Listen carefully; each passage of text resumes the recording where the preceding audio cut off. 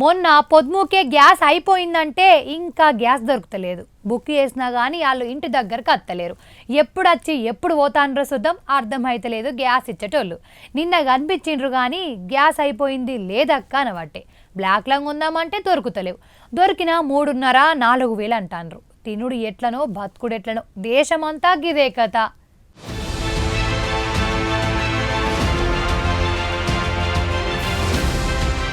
ఏనాడు ఇరాన్ తోటి యుద్ధం చాలా అయిందో కానీ మనకు తిప్పలు చాలా అయినాయి. అన్ని రేట్లు పెరిగినాయి. గ్యాస్ పెరిగింది, పెట్రోల్ పెరుగుతట్టుంది, కొందామంటే దొరుకుతలేదు, తిందామంటే కరువు వచ్చేటట్టుంది. దేశంలో పెద్దసార్లు ఏం చేస్తారో, దునియా పెద్దసార్లు ఏం వెళ్తారో కానీ సామాన్యులకైతే పొట్ట తిప్పలైతట్టుందిలా. గ్యాస్ దొరుకుతలేదు, బ్లాక్లో కొందామంటే ధరలు మంట వండుతున్నాయి.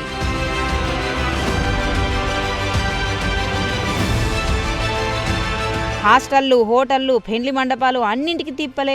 ఇక రుచికరమైన వంట చేయాలన్నా, ఆటమూట అండి పారేయాలన్నా గింతంతనన్నా గ్యాస్ బుడ్డు ఉండాలి. కానీ గ్యాస్ దొరకకపోతే ఏం వండుడు, ఏం తినుడు? కట్టెల పొయ్యిలు వెలుగుతున్నాయి, హోటళ్ళు మూతపడుతున్నాయి, రెస్టారెంట్లు బంద్ పడుతున్నాయి, కర్రీ పాయింట్లు లేవు, బిర్యానీ బువ్వలేదు, కాకరకాయ రసమే గత అన్నట్టు అయింది కదా కథ.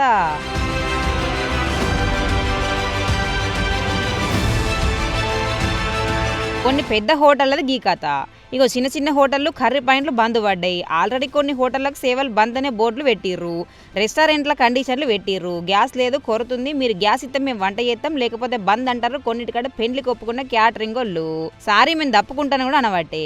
లిమిటెడ్ మెనూ, జనాలు తక్కువ రావాలి, అట్లయితే అండుతాం అంటారు. కట్టెల పొయ్యి మీద అండాలన్నా రేట్లు ఎక్కువే, కొద్ది మందికి పెట్టాలన్నా ధరలు పెంచుడే అన్నట్టుంది కథ. అందుకే కొందరు ఇంటికాడ పెండ్లి చేసుకొని ఊళ్ళున్న చేయి తిరగటలతో అండిపిస్తారట. లగ్గం కానిస్తారు. అయినా ధూమ్ధామ్గా లగ్గం చేసుకోవాలనేటోళ్ళు ఈ నడమ లగ్గాలు పెట్టుకోకుర్రలో.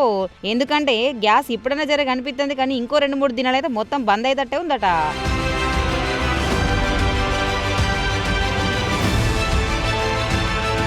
ఎవరికి తప్పినా తప్పకపోయినా హాస్టల్ నడిపేటోళ్ళకి తప్పది. పొద్దుగాల టిఫిన్లు కట్టెల పొయ్యి మీదనే, పగటన్నం కట్టెల పొయ్యి మీదనే, పొద్దుమికన్నం కట్టెల పొయ్యి మీదనే. 3 పూటలు అండాలంటే 2-3 గంటల ముందటనే చాలేయాలి పొయ్యి. పాపం వండేటోళ్ళకి తిప్పలు పోండ్రి. మరి తిప్పలైతే సర్కారు ఏం చేస్తుంది, నిద్రపోతుందా అని తిట్టబట్టే ఇంకేందరు. ఇక మోదీ సర్కారు కోట్లు పెట్టి ఆ దేశం ఈ దేశం తిరగతాడు. వాళ్ళ సోపతి వీళ్ళ సోపతి, మనకు వాళ్ళు ఫేవర్ వీళ్ళు ఫేవర్ అని మోదీకి వత్తాసు వలుగుతారు ఫ్యాన్లు. మరి గింత తిప్పలుగా ఏ సోపతి గాళ్ళొచ్చి ఫేవర్ ఏత్తలేరనబట్టే 10 పచ్చపొళ్ళు. గీ అక్కని చూడుర్రి, కట్టెల పొయ్యి అంటు పెట్టింది, వెనక సిలిండర్ల బొమ్మలు పెట్టింది, పెరిగిన గ్యాస్ ధరలు తగ్గించాలంటుంది.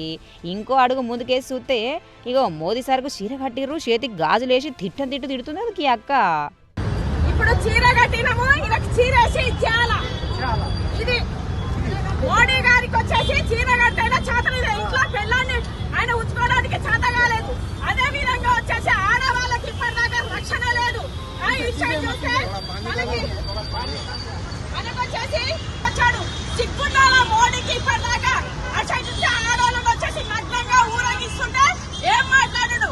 ఇప్పుడు వచ్చేసి రేట్లు పెంచారు.